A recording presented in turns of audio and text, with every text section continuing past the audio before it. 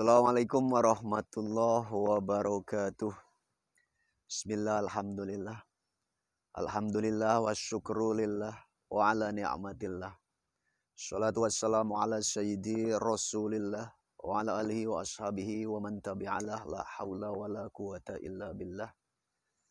Bismillahilladzi la yadurru ma'asmihi syai'un fil ardi wa la fis sama'i wa huwas sami'ul alim. Allahumma salli wa sallim ala sayyidina Muhammad wa ala ali sayyidina Muhammad. Sahabat beriman, sahabat kelana masa yang berbahagia, mari sama-sama kita memanjatkan rasa syukur kita kepada Allah Subhanahu wa Ta'ala karena atas segala limpahan rahmat darinya, iman dan Islam kita insya Allah dan alhamdulillah masih melekat dan kuat pada diri kita semua.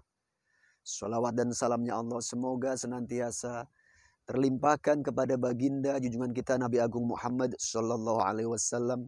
Tentunya yang sama-sama kita harapkan berkah dan syafaatnya minad dunya hatal akhirah. Amin Allahumma amin.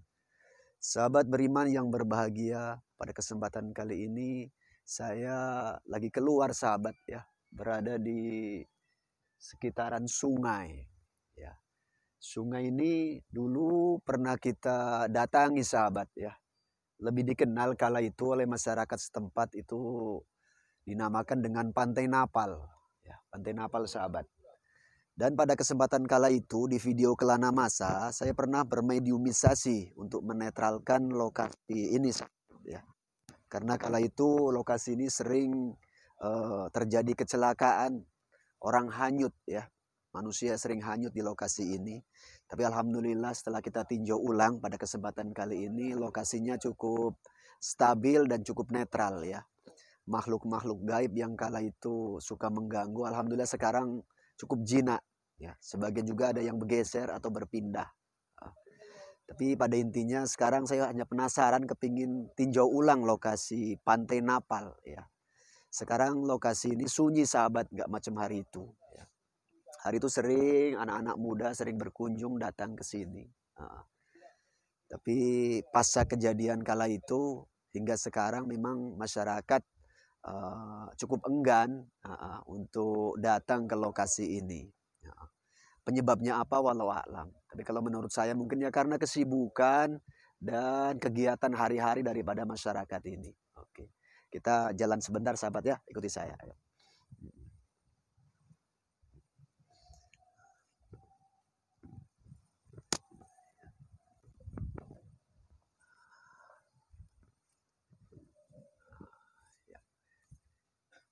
Ini sahabat, saya ada di bawah pohon sawit ya. Kalau untuk di Pulau Jawa pohon sawit itu kayaknya jarang, nggak ada sahabat. Pohon sawit ya seperti inilah kondisi sahabat ya. Pelepahnya berduri dan buahnya seperti ini sahabat. Ini pohon sawit. Ini buahnya belum masak memang ini, masih hitam. Kalau sudah masak itu warnanya kemerahan sahabat. Sedikit akan kita coba cek ulang lokasi ini.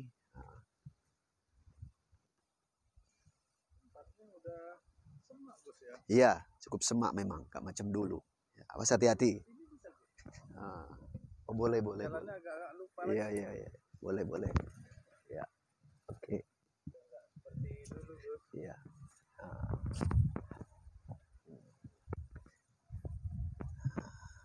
Kita duduk santai saja sini sahabat ya. Oke, alhamdulillah.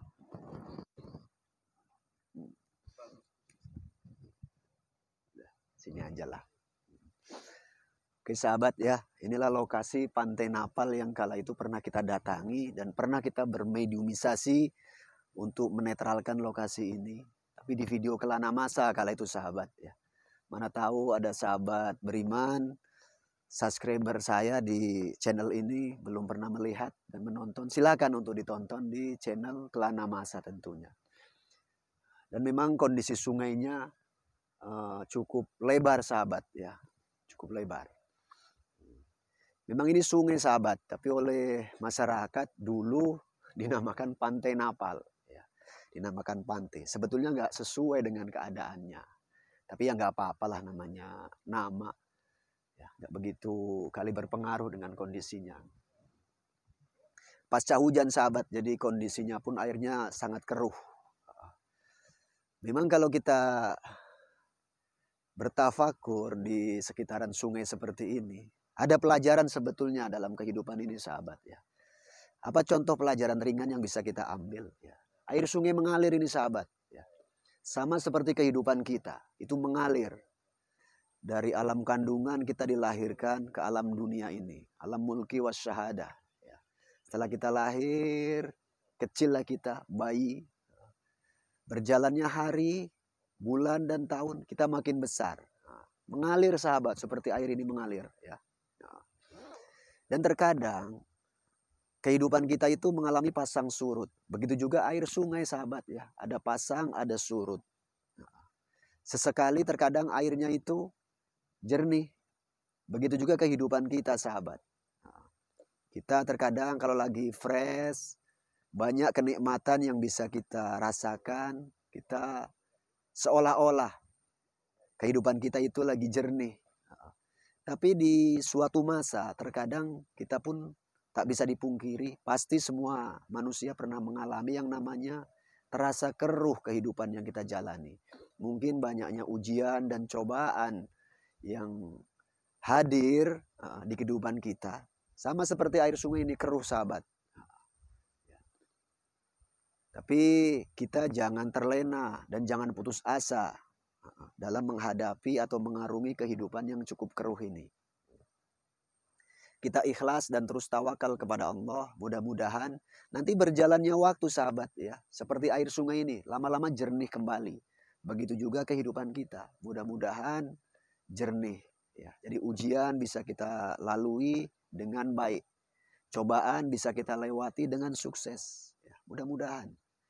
Jadi yang terpenting pesan saya dan ajakan saya buat sahabat beriman dimanapun berada. Mana tahu ada sahabat yang lagi mengalami ujian dari Allah. Cobaan dari Allah, terasa keruh kehidupan ini. Hari demi hari yang dijalani terasa keruh. Mungkin ini sahabat ya. Mana tahu seratnya ekonomi. Mungkin adanya ujian ataupun cobaan penyakit yang hinggap kepada diri kita. Terasa keruh lah kehidupan kita ini. Tapi jangan putus asa sahabat. Tetaplah kita istiqomah dalam tawakal, keikhlasan. Semoga segera berlalu itu ujian ataupun cobaan. Karena semua itu Allah yang punya kuasa untuk menjadikannya. Maka segala sesuatunya kita kembalikan kepada Allah jua. Insya Allah kalau kita mau mengembalikan semua kepada Allah tentunya Allah akan cepat mengganti yang lebih baik. Seperti filosofi air ini sahabat ya. Saya ulang balik, sesekali terkadang jernih, terkadang keruh. Ya biarlah itu mengalir dengan sendirinya. Nanti ada waktunya masalah itu bisa selesai. Nah, seperti itu sahabat, jangan gundah, jangan gulana. Nah, yang terpenting memang dalam hidup kita itu perlu istiqomah dan tetap tingkatkan iman dan takwa kita kepada Allah saja. Ya. Karena terkadang ujian ini bisa menimpa siapa saja sahabat. Bukan hanya person ataupun individu. Ujian itu diberikan untuk semua makhluk. Ya, tanpa terkecuali khususnya kita bangsa manusia. Ya, seperti itu sahabat ya. Jadi kadang saya pernah juga ditelepon sih sama sahabat tentunya. Gus, kenapa kok banyak kali ujian dan cobaan yang menimpa? Kayaknya kok terasa berat kali. Sebetulnya ujian itu terasa berat apabila kita merasa kecil. Tapi kalau kita coba sandarkan permasalahan itu kepada Allah, zat yang maha besar, zat yang maha agung. Mudah-mudahan ujian cobaan itu terasa kecil dan ringan. Dan insya Allah cepat berlalu begitu saja. Baik itu berupa apapun sahabat. Ya. Karena barang siapa yang masih diberikan kehidupan oleh Allah, pasti akan juga dibarengi dengan ujian dan cobaan dari Allah. Maknanya apa? Maknanya kalau ada manusia yang gak kepingin adanya ujian dan cobaan, artinya manusia itu bosan hidup sahabat. Jadi jangan sampai perasaan bosan hidup itu ada pada diri kita semua. Jadi semua manusia tanpa terkecuali pasti pernah mengalami ujian dan cobaan. Terkadang ujian itu berbeda-beda sahabat ya. Jadi yang terpenting lagi-lagi kita tak perlu terhanyut dengan suasana keruh kehidupan kita seperti air sungai contohnya ini. Ya. Jangan kita terlena dan terlalu berlarut-larut memikirkannya. Biarkan saja, insya Allah nanti Allah akan memberikan solusi yang terbaik. Yang terpenting kita maksimalkan usaha, upaya, dan ikhtiar. Itu saja sahabat ya. Dan poin penting yang perlu saya sampaikan buat sahabat beriman dimanapun berada. Ini kan dulu tempat yang cukup angker sahabat sebetulnya. Tapi kala itu kita sudah bermediumisasi, kita coba jinakkan lokasi ini. Alhamdulillah auranya berubah menjadi bagus, menjadi baik. Walaupun sekarang udah jarang dikunjungi oleh masyarakat. Sebetulnya kala itu bukan tempat wisata sahabat. Hanya tempat yang memang tempat ngumpul-ngumpul anak-anak muda.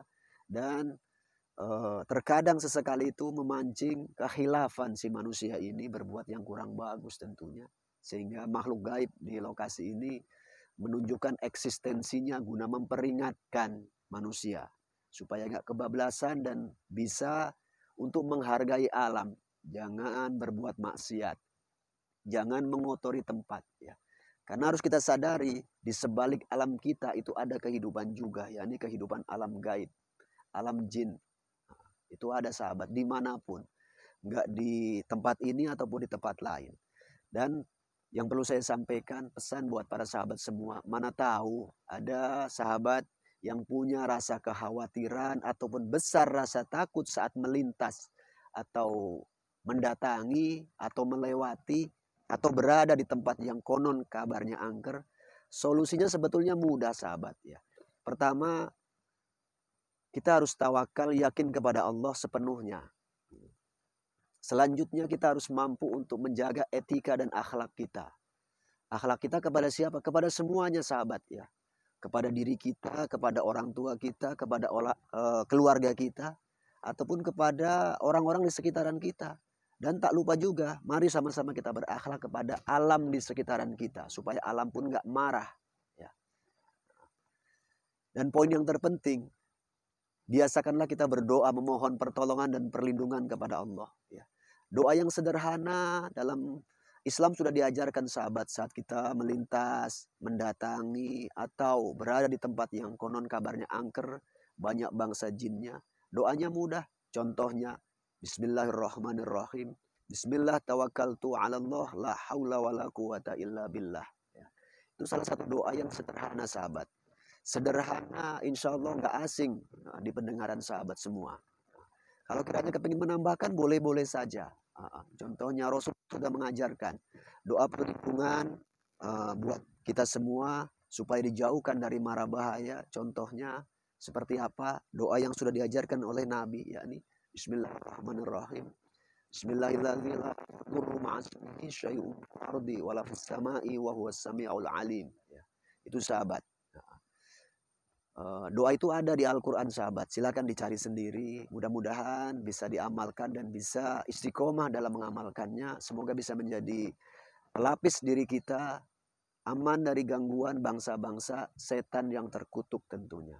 Tapi lagi-lagi doa itu bagian daripada permohonan kita kepada Allah. Karena hanya Allah sajalah yang layak dan mampu untuk melindungi kita semua. Bukan yang lain sahabat. Ya. Bukan yang lain. Jadi tak perlu kita menggantungkan kepada benda ataupun jimat. Ataupun kita mengandalkan bantuan dari para khodam, bangsa-bangsa jin. Gak perlu sahabat. Kita minta pertolongan kepada Allah saja. Insya Allah, Allah maha tahu, Allah maha mendengar. Nah, seperti itu sahabat ya. Mudah-mudahan perjumpaan kala ini walaupun hanya melalui media YouTube sahabat ya. Tak lupa di penghujung pertemuan ini kebetulan ini masuk di awal tahun baru sahabat ya. Tak lupa saya doakan sahabat semua semoga sehat walafiat. Yang belum punya jodoh atau masih jomblo saya doakan semoga cepat dapat pasangan jodoh yang solih dan solihah. Bagi yang lagi punya permasalahan ataupun problem tak lupa juga saya doakan semoga problem sahabat semua cepat diberikan solusi oleh Allah Subhanahu wa taala. Dan terakhir yang perlu saya doakan semoga sahabat semua sukses dalam menjalani hidup ini. Karir makin melejit, rizki makin melimpah, keluarga yang sakinah, mawaddah, warahmah. Amin ya Allah ya Rabbal Alamin. Dan tak lupa juga tentunya banyak tutur sapa yang kurang berkenan. mungkin kurang pas lah menurut sahabat semua. Saya pun manusia biasa, jauh dari kata kesempurnaan. Lagi-lagi yang sempurna hanya Allah dan Rasulnya. Penghujung, billahi taufiq wal hidayah wal inayah wal afu minkum. Assalamualaikum warahmatullahi wabarakatuh.